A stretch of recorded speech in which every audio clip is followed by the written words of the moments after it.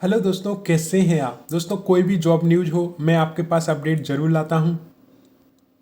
और कुछ दिन पहले मैं लाया था MPPSC प्री परीक्षा 2024 नोटिफिकेशन जारी हुआ है तो उसका अपडेट। लेकिन बहुत से भाई बहनों ने कमेंट किया कि सर योग्यता के विषय में बताएं, एज लिमिट के विषय में बताएं। तो आज डिटेल्स हम थोड़ी और अपडेट कर देते हैं इस वीडियो के माध्यम से। दोस्तों, ये पूरा नोटिफिकेशन आप MP ऑनलाइन की ऑफिशियली वेबसाइट से डाउनलोड कर सकते हैं। ठीक है, आपको गूगल पे टाइप करना है MPPSC और जो फर्स्ट पेज ओपन हो उस पर ही क्लिक करना है और सामने ही आपको इसकी लिंक मिल जाएगी। ठीक है, अब नोटिफिकेशन में क्या क्या लिखा हुआ है वो मैं आपको बता देता हूँ। इसकी जो आवेदन की डेट है वो आपकी शुरू होगी। ऑनलाइन आवेदन की प्रारंभ तिथि दोस्तों 19/1/2024। ठीक है, इसके बाद ऑनलाइन आवेदन की अंतिम तिथि 18/2/2024। ऑनलाइन आवेदन में त्रुटि सुधार की तिथि है 22/1/2024 से। ठीक है, ऑनलाइन आवेदन में त्रुटि सुधार करने की अंतिम तिथि है 20/2/2024। प्रवेश पत्र जो आपके उपलब्ध होंगे वो 20/4/2024 को होंगे और परीक्षा तिथि आपकी है 28/4/2024। ठीक है, यहाँ तक क्लियर है।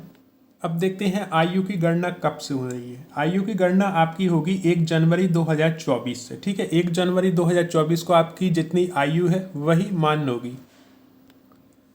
अब यहाँ पर हम बात करते हैं दोस्तों सामान्य वर्ग से। ठीक है, और जो रिजर्वेशन में आते हैं जो वर्ग, उन्हें आयु सीमा में छूट दी जाती है। अब यहाँ पर आप देखेंगे तो गैर वर्दीधारी पदों हेतु आयु जो सीमा है वो है 21 वर्ष की आयु पूर्ण कर ली हो किंतु 40 वर्ष की आयु पूर्ण ना की हो। ठीक है, ये कौन होगा? गैर वर्दीधारी पदों के लिए। वर्दीधारी पदों के लिए 21 वर्ष की आयु पूर्ण कर ली हो किंतु 33 वर्ष की आयु पूर्ण ना की हो। ठीक है, और आयु की जो गणना है वो 1/1/2024 से है।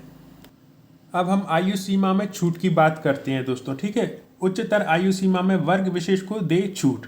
गैर वर्दीधारी पदों हेतु मध्य प्रदेश शासन सामान्य प्रशासन विभाग परिपत्र क्रमांक ये दिया गया है 4 जुलाई 2019 के अनुसार अनुसूचित जाति, अनुसूचित जनजाति, अन्य पिछड़ा वर्ग, शासकीय निगम मंडल, स्वशासकीय संस्था के कर्मचारी, नगर सैनिक, दिव्यांगजन, महिलाएं, अनारक्षित और आरक्षित, महिलाएं चाहे अनारक्षित हो आरक्षित दोनों को आयु सीमा में छूट दी जा रही है।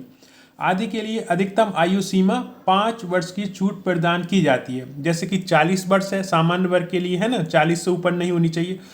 जो हमारे रिजर्वेशन में आते हैं, जो भी महिलाएं हैं वो सब रिजर्वेशन में आती हैं। जो भी अनुसूचित जाति, अनुसूचित जनजाति, अन्य पिछड़ा वर्ग हैं या शासकीय कर्मचारी, निगम में, मंडल में, स्वास्थ्य संस्था में कर्मचारी हैं, सैनिक है, दिव्यांगजन है, उन सब के लिए 5 वर्ष की, यानी उनकी अब आयु क्या हो गई 45 वर्ष तक वो आवेदन कर सकते हैं। अब वर्दीधारी पदों के लिए भी आप देख लें दोस्तों, यहाँ पर वर्दीधारी पदों के लिए भी 5 वर्ष की छूट प्रदान की जा रही है। तो दोनों में 5-5 वर्ष की छूट प्रदान की गई है। ठीक है, अब हम बात कर लेते हैं कि योग्यता क्या मांगी गई है। यहाँ पर आप देखेंगे तो शैक्षणिक अर्हता राज्य सेवा परीक्षा 2024 हेतु सभी स्नातक उत्तीर्ण, यानी आपके पास स्नातक है आप आवेदन कर सकते हैं, अथवा स्नातक के अंतिम वर्ष में, यदि आप अंतिम वर्ष में भी हैं, स्नातक के अध्ययनरत अभ्यर्थी पात्र हैं तो आप भी आवेदन कर सकते हैं। इसमें ग्रेजुएशन चाहिए, कोई भी परसेंटेज नहीं मांगा गया है, कुछ भी नहीं, सिर्फ आप ग्रेजुएशन होने चाहिए, आप इसमें आवेदन कर सकते हैं। या आप फाइनल ईयर में हैं, यानी कि आपका लास्ट ईयर चल रहा है ग्रेजुएशन का, तब भी आप इसमें आवेदन कर सकते हैं।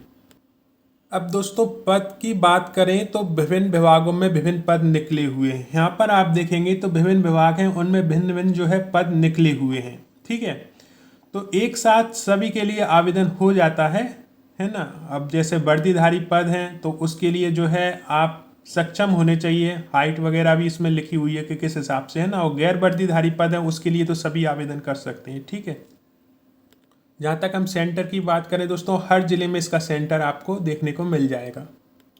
ऑफलाइन एग्जाम होता है तो नॉर्मलाइजेशन का खतरा यहाँ पर नहीं है। अब हम फीस की बात और कर लेते हैं दोस्तों, जो कि बहुत महत्वपूर्ण है। यहाँ पर आप देखेंगे तो मध्य प्रदेश के जो मूल निवासी हैं, अनुसूचित जाति, अनुसूचित जनजाति, अन्य पिछड़ा वर्ग, आर्थिक रूप से कमजोर यानी EWS, दिव्यांग जन श्रेणी के अभ्यर्थियों के लिए आवेदन शुल्क 250 रुपये रहेगी दोस्तों। ठीक है, इसके बाद शेष सभी श्रेणी मध्य प्रदेश के बाहर के निवासी अभ्यर्थियों के लिए आवेदन शुल्क 500 रुपये रहेगी। इसके अलावा श्रेणी के अभ्यर्थियों को उपरोक्त शुल्क अतिरिक्त पोर्टल शुल्क 40 रुपये और देना होगा। ठीक है, तो 250 रुपये ये रहेगी आपकी, जो कि रिजर्वेशन में आ रहा है मध्य प्रदेश के मूल निवासी हैं उनके लिए, और 40 रुपये अतिरिक्त आपको देना होगा। ठीक है, कियोस्को को। और जो बाहर से हैं, जो मध्य प्रदेश के नहीं है, उनके लिए 500 रुपये यहाँ पर फीस रहेगी। एग्जाम भी यहाँ पर 2 तरह के होने हैं दोस्तों। प्रथम प्रश्न पत्र सामान्य अध्ययन का होगा 10 बजे से लेकर दोपहर 12 बजे तक, और द्वितीय प्रश्न पत्र सामान्य अभिरुचि परीक्षण का होगा जो 2:15 से 4:15 तक होगा। और ये जो है 28/4/2024 रविवार को आपका एग्जाम होना है। तो अच्छी खासी आपकी यदि तैयारी है और यदि आप अभी से भी तैयारी करते हो तो इसमें क्वालिफाई कर सकते हैं दोस्तों। तो दोस्तों, फॉर्म फिल करने से पहले नोटिफिकेशन को ध्यान से पढ़ लें और साथ में इसका सिलेबस भी देख लें। आप देखेंगे कि सिलेबस भी आपने बहुत हद तक कंप्लीट कर रखा होगा यदि आप विभिन्न कंपटीशन देते आ रहे हैं तो, क्योंकि मिला जुला सिलेबस होता है, थोड़ा सा हट जाता है, वहाँ पर आप तैयारी कर सकते हो दोस्तों। तो एक बार ट्राई जरूर करें और पूरे मन से प्रयास करें। ऐसा नहीं कि फार्म फिल कर दिया और घर उड़कर सो गए, तो फिर बिल्कुल भी फार्म फिल मत करना। लेकिन हाँ, आप सीरियस हो, सीरियसली पढ़ाई कर सकते हो।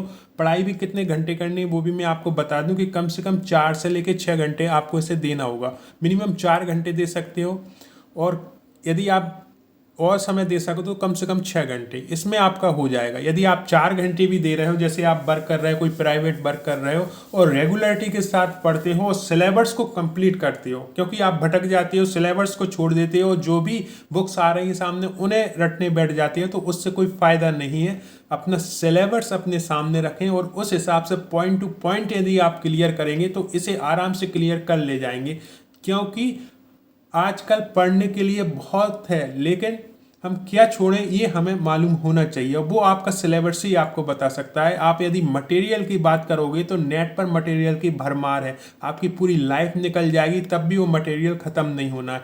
तो हमें उस मटेरियल में से अपने सिलेबस के अकॉर्डिंग चुनना है, जिससे कि हम सिलेबस कंप्लीट कर सकें समय पे और पीएससी का प्री निकाल सकें। दोस्तों, पीएससी का प्री बहुत ही बेसिक होता है, यदि आपने बेसिक तैयारी भी कर ली तो इसे निकाल ले जाएंगे। रही बात मेंस की, तो मैं हमेशा अपने स्टूडेंट से भी कहता हूं और जो भी पीएससी की तैयारी कर रहे हैं उनसे भी यही कहूँगा कि आप यदि मेंस की तैयारी करें, प्री की न करके मेंस की तैयारी करें, तो आपका प्री बड़े आसानी से निकल जाता है, और मेंस और इंटरव्यू यहाँ पर जो है आपकी तैयारी टेस्ट अच्छे से होती है।